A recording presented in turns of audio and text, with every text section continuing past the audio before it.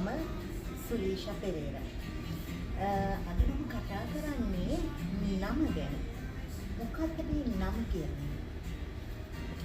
මේ ලෝකේ ඉන්න හැමෝටම නමක් තියෙනවා. සත්තුන්ට නමක් තියෙනවා. ඒ වගේම මිනිස්සුන්ට නමක් තියෙනවා.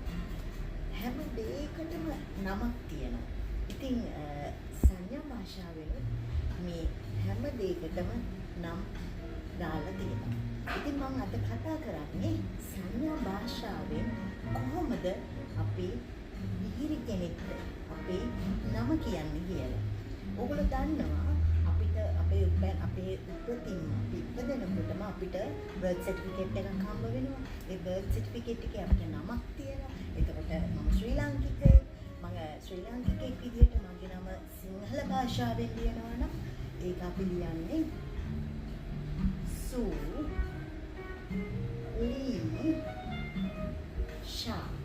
ඒක තමයි සංඥා භාෂාවෙන් සිංහල වචනෙට ලියන්නේ සුලීෂා කියලා.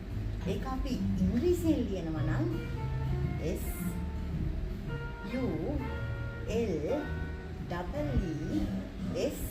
SULEESHA සුලීෂා.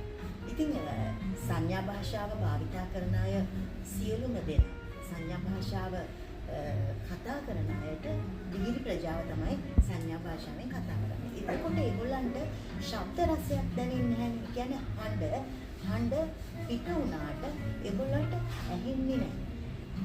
විහිළි සමහර අය ඉන්නවා, විහිළි සමහර පුද්ගලයෝ ඉන්නවා. ඒගොල්ලන්ට half deaf කියලා කියනවා. ඒගොල්ලන්ට සාමාන්‍ය විදිහට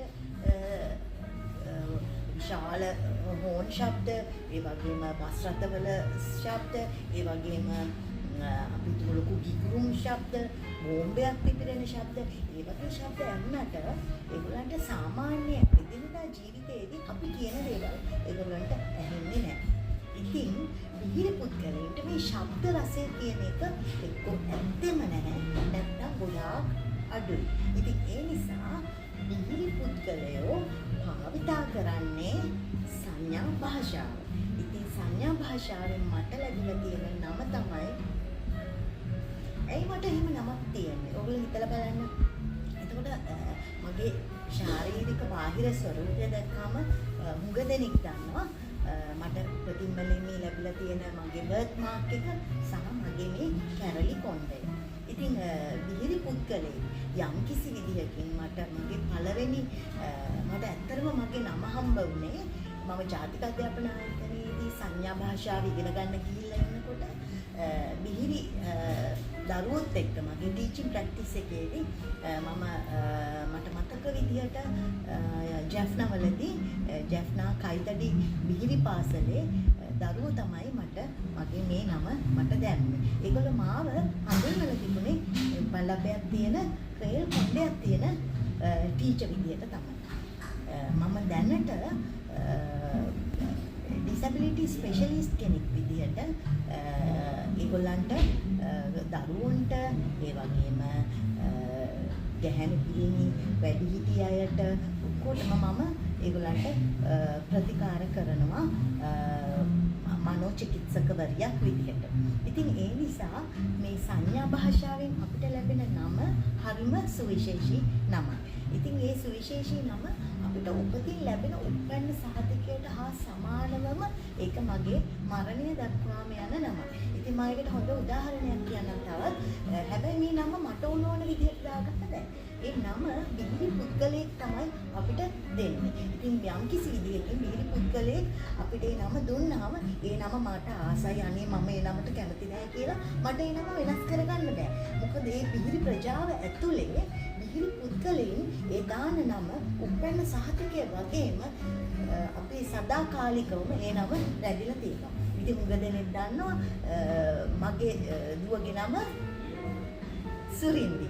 ඒ මොකද එයාට හීනියස් දෙකක් තියෙන්නේ. ඉතින් විහිළි ප්‍රජාව එයාට කියන්නේ අද ආවේ නෑ සුරින්දිකෝ කියලා අහනවා. ඒ වගේම මගේ පුතාගේ නම කලිදු.